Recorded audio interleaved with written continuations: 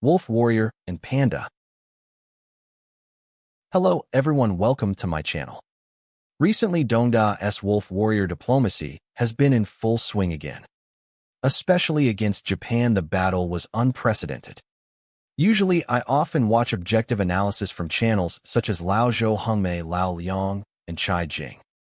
Lao Zhou believed that Dongda did this because it could not get rid of the Heavenly Kingdom thinking. But I have a different opinion. Think about it carefully, everyone, if it is just because of arrogance in the face of the Celestial Kingdom. When the Japanese Prime Minister visited the Yasukuni Shrine in the past, why didn't he see Todai jumping as high as this time?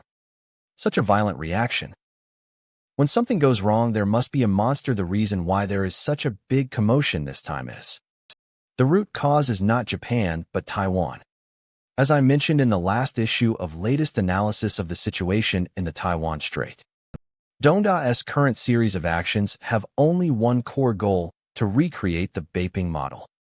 What is the Peking model? Back in 1949, Fuzhui's 200,000 troops defended Peiping, and there were Kuomintang reinforcements outside.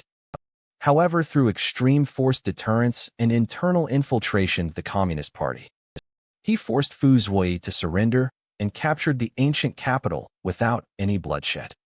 The essence of this model lies in 6 words: zero hot war, small price.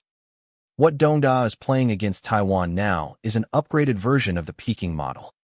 The military exercises on the periphery are kept high pressure, the economy is choked at every turn, and intelligence infiltration is carried out internally. Its ultimate goal is to force the Taiwan authorities to collapse from within. However, for this model to succeed, there is an absolute prerequisite: Taiwanese people must be plunged into deep despair. It makes them feel isolated and helpless, and no one in the world cares about us. The Peiping model can only work if the will to resist is completely destroyed. However, here comes a twist in the script. Originally, the U.S. strategy was shrinking, so this should have been a God-given opportunity for Dongda's troops to fight without blood.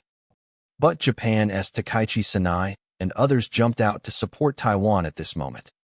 Don't think of this as a small fight. This is simply a drain on the Beiping model of Dongda University.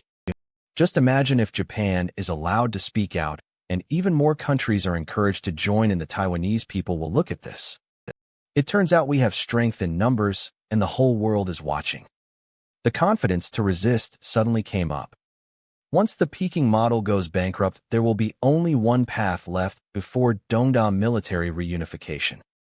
Once it takes action, Dongda will inevitably face a comprehensive blockade by the international community.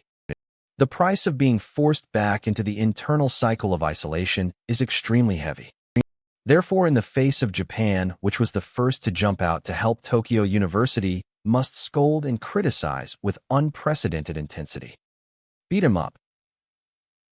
In international politics, this is called deterrence and punitive demonstration. This is not to convince Japan at all, but to scare other onlookers. Whoever of you dares to be the second or third one to jump out will end up like it. Wolf Warrior diplomacy can indeed scare away some supporters in the short term. It looks impressive, but its long-term side effects are deadly. It is causing the democratic world to completely recognize reality, become more united than ever before, and accelerate its decoupling from China. Don't forget the seesaw effect between China, the United States, and Japan. During the honeymoon period between China and the United States, funds and industrial chains were transferred from Japan to China. It created the rise of Tokyo University, and Japan's lost 30 years. But now Wolf Warrior diplomacy has forcefully forced a large number of industries back to Japan. If things go on like this, it is very likely that Japan will recover while Todai declines. Success is also a battle with wolves. Failure is also a battle with wolves. Compared with the arrogant Wolf Warrior, I actually miss the former Panda more. I remember when China and the United States had harmonious relations, the world looked at China like a harmless panda. Unsuspecting, a large amount of foreign investment poured in, and the economy developed rapidly. If we follow the path of Panda diplomacy, as long as China's economy continues to improve and society continues to progress, If the people enjoy more rule of law and freedom, more Taiwanese people will naturally be willing to accept reunification. Unfortunately, there is no if in history. Dongda not only chose the path of wolf warrior, he also personally smashed Hong Kong, the originally most convincing demonstration zone. The current situation in Hong Kong has caused all countries to erect high walls. It also made people in Taiwan who were still waiting and watching completely strengthen their determination to reject reunification. The path of wolf warrior is an extremely short-sighted gamble.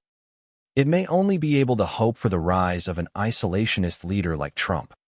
If it were any traditional politician who valued the alliance system, wolf warrior diplomacy would not only block the Peking model, but it will also make it even more difficult for military reunification. China has been relying on the Panda model to make a fortune in silence for 30 to 40 years and has eaten up all the dividends of globalization. If we continue to maintain strategic focus, the hope for reunification is actually very high. It is nothing more than a time period of several generations. It's a pity that the sword holder above is unwilling to wait. In order to solve the problem during his term of office, and for the so-called leaving his name through the ages, a single thought changed the fate of the entire country. This is the cyclical law that cannot be escaped from Chinese history. For thousands of years, ordinary people have never been able to control their own destiny. The lives and fortunes of more than 1 billion people often hang on the whims of those with the highest power. The Great Leap Forward was like this, the Cultural Revolution was like this, the 3-year epidemic was like this, and the game across the Taiwan Strait is still like this. The people of Qin have no time to mourn for themselves, so that future generations will mourn for them. For future generations to mourn without taking note of it will also cause future generations to mourn for future generations again. That's all we're talking about today. Thank you for watching. If my views can bring you some inspiration, please be sure to like, favorite, and subscribe to this channel. Your support is the biggest motivation for me to continue speaking out. See you in the next issue.